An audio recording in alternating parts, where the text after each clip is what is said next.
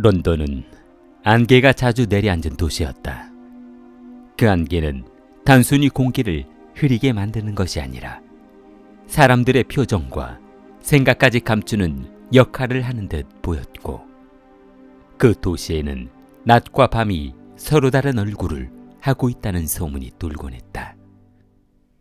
그 중에서도 한 골목은 유난히 기묘한 분위기를 풍겼다. 그 거리는 평소엔 조용하고 단정해 보였지만 한쪽 벽면에 붙어 있는 창문 없는 문 하나가 지나가는 이들의 시선을 붙잡았고, 그 문은 마치 아무 말이 없이 비밀을 품고 있는 존재처럼 서 있었다. 변호사 가브리엘 에터스는 그 문을 처음 본 순간부터 묘한 불안감을 느꼈다.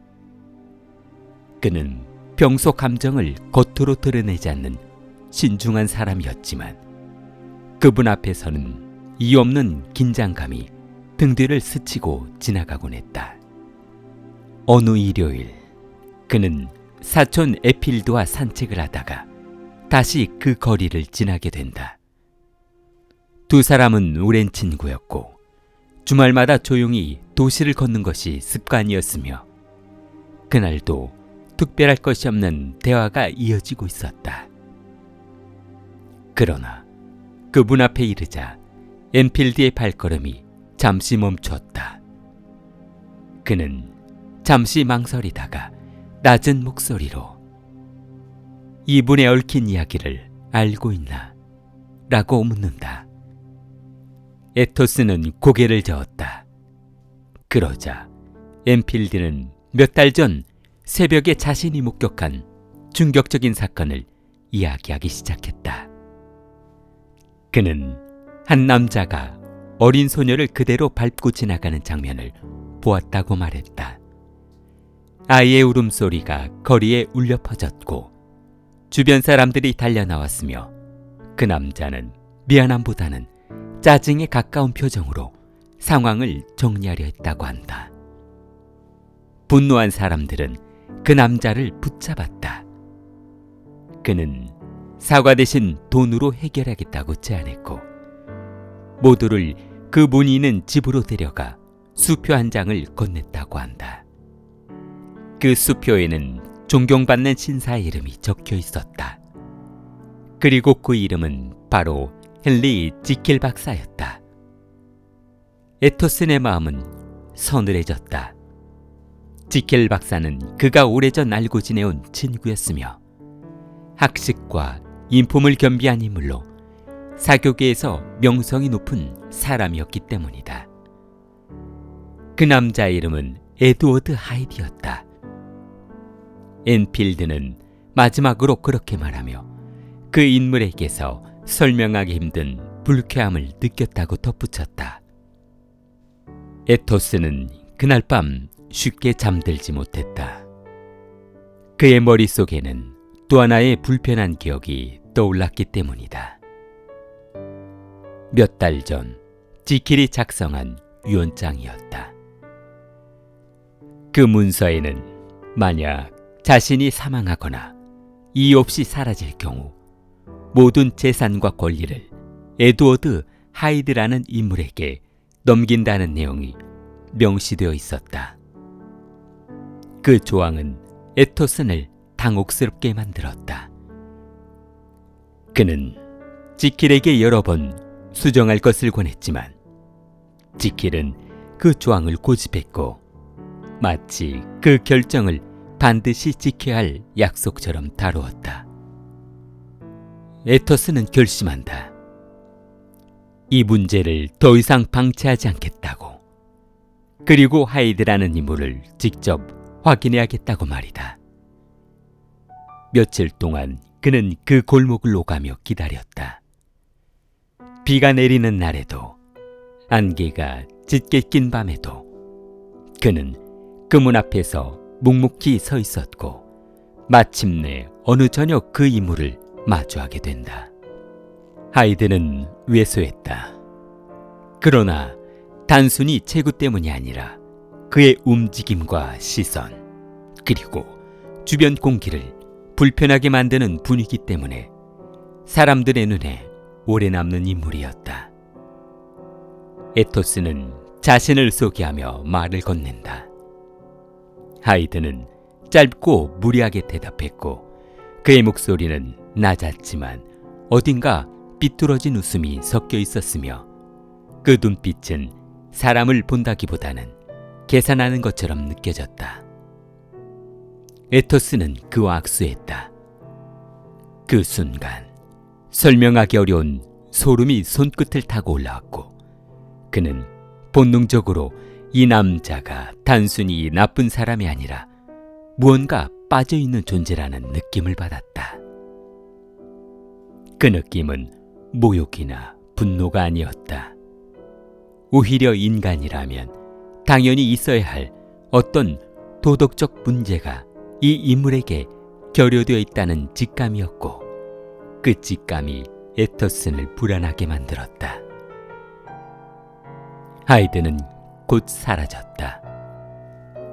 그러나 그의 그림자는 에토슨의 머릿속에 오래 남아 있었고 그는 즉시 지킬을 찾아가기로 한다. 지킬 박사의 집은 밝고 화려했다. 그는 손님을 맞이하며 여전히 온화한 미소를 짓고 있었고 겉모습만으로는 아무 문제도 없어 보였다. 그러나 하이드의 이름이 언급되자 지킬의 표정이 미묘하게 굳었다. 그는 그 인물을 보호해야 한다고 말했으며 하이드는 자신이 책임질 존재이니 더 이상 간섭하지 말아달라고 부탁했다. 그 말은 에터슨을 더욱 혼란스럽게 만들었다. 지킬은 하이드를 두려워하는 것이 아니라 오히려 그를 감싸고 있다는 느낌을 주었고 그 태도는 단순한 동정 이상의 의미를 품고 있는 듯했다. 에터슨은 물러났지만 마음은 변치 않았다. 그는 친구를 잃고 있는 것 같은 예감을 느꼈고 그 예감은 점점 현실의 그림자로 변해가고 있었다. 런던의 밤은 다시 안개로 뒤덮였다. 그리고 그 안개 속에서 두 개의 이름이 서로 얽히며 서서히 파국을 향해 움직이고 있었다.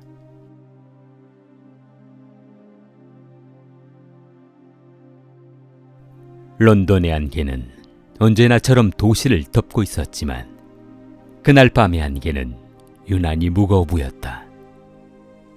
가로등 불빛은 희미하게 흔들렸고 거리에는 늦은 시간까지 집으로 돌아가지 못한 몇몇 사람들만이 조심스레 발걸음을 옮기고 있었다.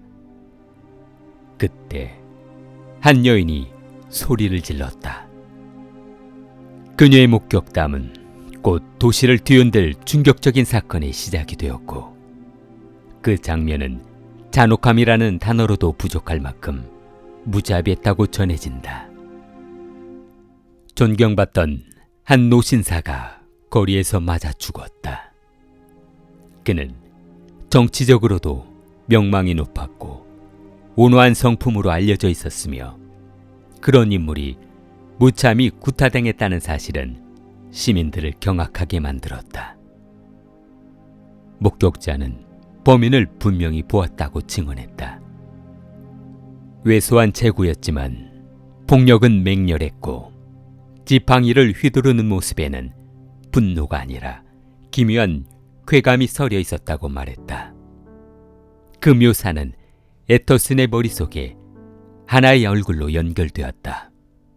그는 이름을 입 밖으로 내지 않았지만 이미 마음속에서는 확신이 자리 잡고 있었다. 에드워드 하이드. 경찰은 곧 수사에 착수했다.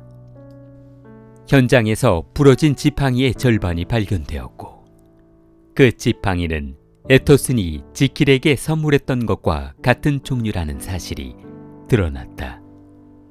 에터슨은 깊은 충격에 빠졌다.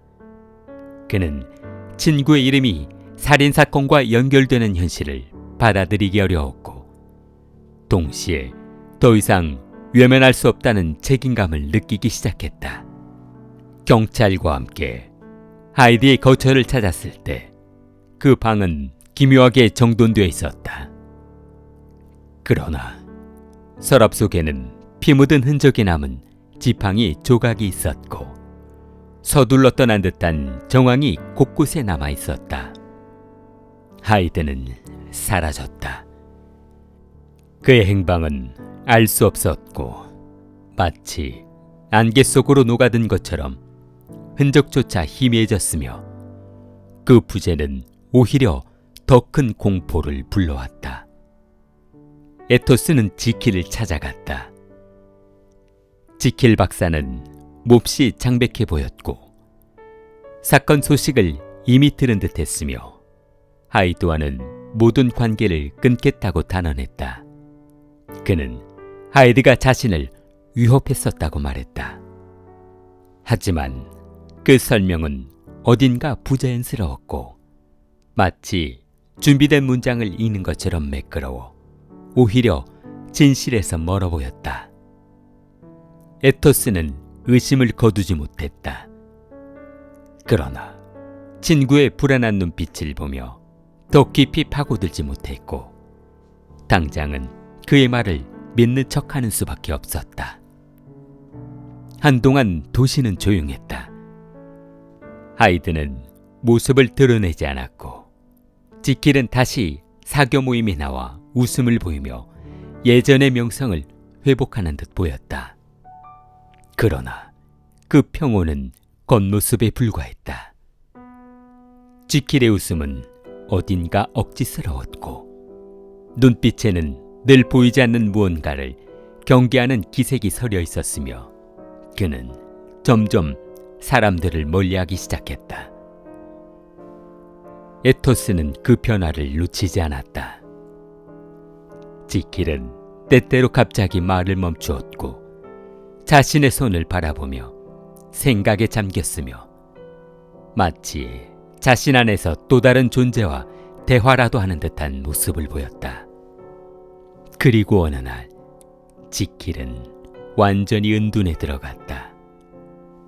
그는 집 밖으로 나오지 않았고 친구들의 방문도 거절했으며 실험실에 틀어박혀 무언가를 준비하는 듯했다. 이 무렵 또 다른 비극이 벌어졌다. 에토슨의 오랜 친구이자 동료 과학자인 레이언 박사가 돌연 쓰러진 것이다. 레이언은 강인한 인물이었다. 그는 합리주자였고 초자연적인 현상을 비웃는 사람이었으며 지킬의 일부 실험을 비과학적 망상이라고 비판하던 인물이기도 했다. 그런 그가 극도의 충격을 받은 상태로 에터슨을 불렀다. 얼굴은 창백했고 손은 떨리고 있었으며 그는 내가 본 것을 믿지 못하겠지만 나는 그것을 보았다고 반복했다. 에토스는 무슨 일이 있었는지 물었다. 그러나 레니어는 직접 설명하기를 거부했고 대신 봉인된 편지 한 통을 건네며 지킬이 죽거나 사라진 뒤에만 열어보라고 말했다. 그 편지를 건네는 순간 레니언의 눈빛에는 공포가 가득했다. 그 공포는 단순한 살인사건의 충격이 아니라 인간의 이해 범위를 넘어선 무언가를 마주한 사람의 표정이었다. 며칠 뒤 레이언은 세상을 떠났다. 그의 죽음은 자연사로 기록되었지만 에토스는 그것이 단순한 병이 아니라 목격한 진실이 남긴 충격 때문이라고 직감했다. 이제 에토슨의 손에는 2개의 봉인된 진실이 남았다. 지킬의 유언장과 레이니언의 편지, 그리고 런던의 안개는 다시 짙어졌다. 그 안개 속에서 한 남자의 이름은 더 이상 단순한 범죄자 이름이 아니라 과학과 인간 본성의 경계를 무너뜨린 존재의 상징으로 떠오르고 있었다. 에토스는 깨닫기 시작했다. 하이드가 단순한 인물이 아니라 지킬과 깊은 방식으로 연결되었다는 사실을, 그리고 그 연결고리가 곧 드러날 것이라는 예감을 느끼고 있었다. 하지만 그는 아직 알지 못했다. 이 모든 사건이 한 사람의 실험에서 시작되었으며 그 실험이 인간 내부의 가장 위험한 문을 열어버렸다는 사실을 말이다.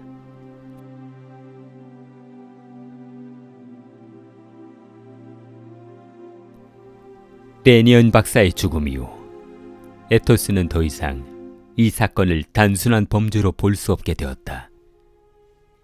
그의 손에는 아직 열리지 않은 편지가 있었고 그 편지는 친구의 공포가 고스란히 담긴 봉인된 증거처럼 느껴졌다. 그러나 조건은 분명했다.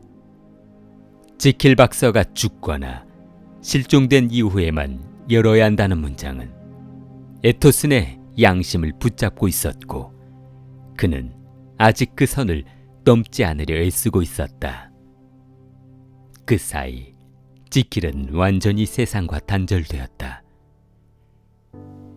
저택의 실험실 문은 굳게 닫혀 있었고 하인들은 주인의 얼굴을 제대로 보지 못한 채 음식을 문틈으로 밀어주는 상황이 계속되었다. 집사폴은 점점 불안해졌다.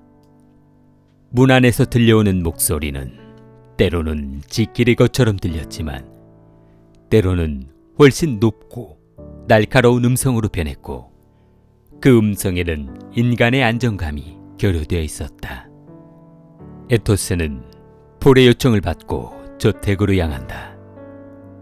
복도는 적막했고 실험실 문 너머에는 불규칙한 발걸음 소리와 종이 긁는 소리가 간헐적으로 들려왔으며 그 모든 소리가 이 집의 정상적인 질서를 무너뜨리고 있었다.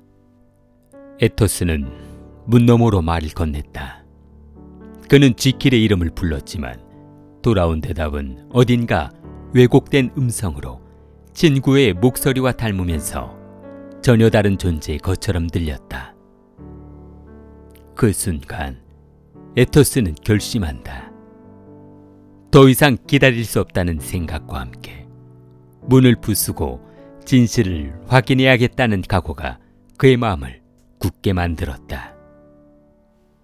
문이 부서지는 순간 실험실 안에는 낯선 풍경이 펼쳐졌다.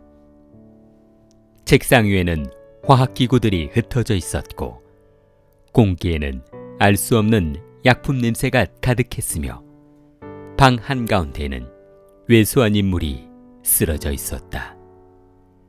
그는 분명 하이드였다. 손에는 깨진 유리병이 쥐어져 있었고 그 병에서는 희미한 냄새가 퍼지고 있었으며 그의 입가에는 기묘한 경련이 남아 있었다. 그러나 그 방에는 또 다른 증거가 있었다. 책상 위에 놓인 봉인된 서류가 있었고 그 종이에는 지킬의 필체로 길고 절박한 고백이 적혀 있었다. 에토스는 서류를 펼쳤다. 그리고 그 안에서 인간의 본성을 뒤흔드는 진실을 읽기 시작했다. 지킬은 오래전부터 한 가지 생각에 사로잡혀 있었다. 인간은 하나의 존재가 아니라 선과 악이 억지로 묶여있는 복합체이며 그 둘을 분리할 수만 있다면 고통과 위선에서 벗어날 수 있다고 믿었다는 것이다. 그는 과학적 방법으로 그 분리를 시도했다. 화학물질을 조합하고 실험을 거듭하며 마침내 자신 안의 어두운 충동만을 떼어날 수 있는 약을 만들어냈다고 고백했다. 첫 번째 변신은 충격적이었다. 몸은 왜소해졌고 감각은 예민해졌으며 거울 속에는 전혀 다른 얼굴이 서 있었지만 그 얼굴에는 설명하기 어려운 해방감이 서려 있었다. 그 존재가 바로 에드워드 하이드였다.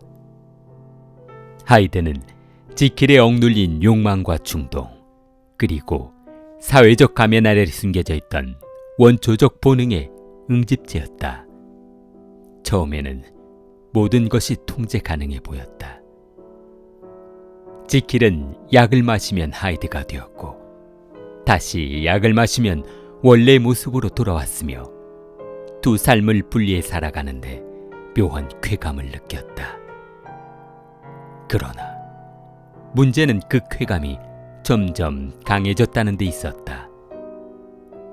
하이드의 삶은 책임이 없었고 죄책감이 없었으며 욕망을 그대로 실행에 옮겨도 도덕적 고통을 느끼지 않았기에 그 자유는 중독처럼 지킬을 사로잡았다. 시간이 흐르며 균형이 무너졌다. 하이드는 점점 더 잔혹해졌고 지킬이 통제하려는 순간에도 이미 충동이 먼저 움직이고 있었으며 약 없이도 변신이 일어나기 시작했다.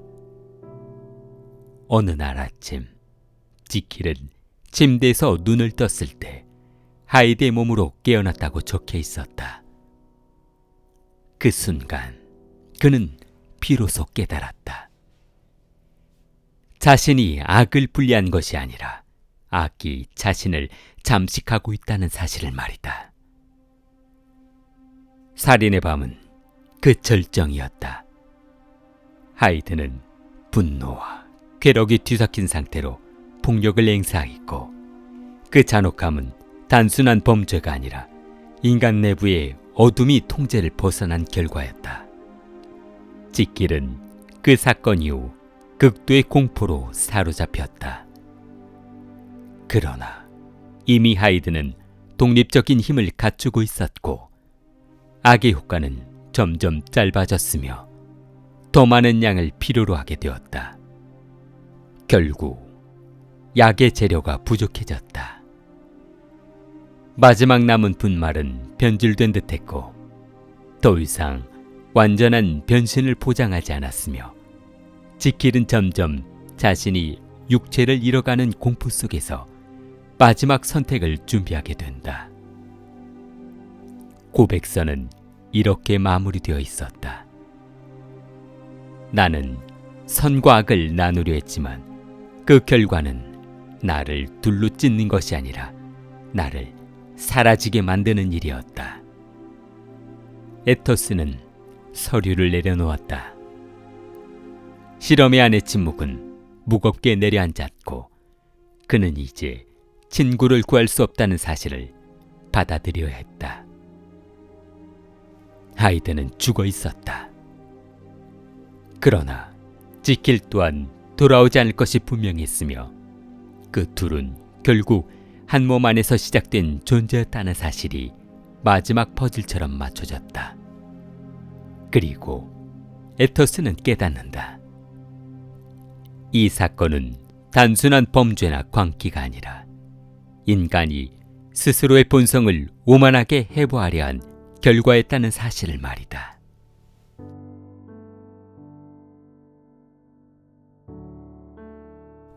실험실 안의 공기는 무겁게 가라앉아 있었다. 에토슨의 손에는 지킬이 남긴 마지막 고백서가 들려 있었고 그 종이 위에 적힌 문장들은 단순한 해명이 아니라 한 인간이 스스로를 해부하며 남긴 유서처럼 보였다. 지킬은 기록의 첫머리에서 자신을 변호하지 않았다.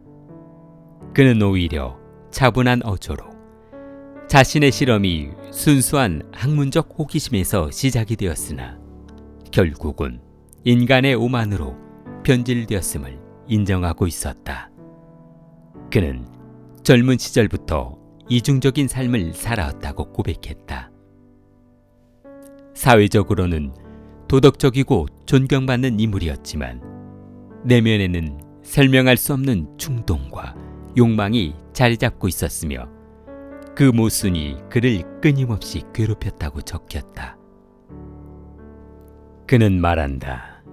인간은 하나의 인격으로 보이지만 실은 서로 다른 성질이 억지로 붙어있는 존재이며 그 불일치가 죄책감과 위선을 만들어낸다고 믿었다고 말이다. 그래서 그는 분리를 시도했다. 도덕적 책임을 지는 자신과 욕망을 자유롭게 표출하는 또 다른 자신을 나누면 두 존재가 서로를 방해하지 않고 존재할 수 있으리라 생각했다. 첫 실험은 성공이었다.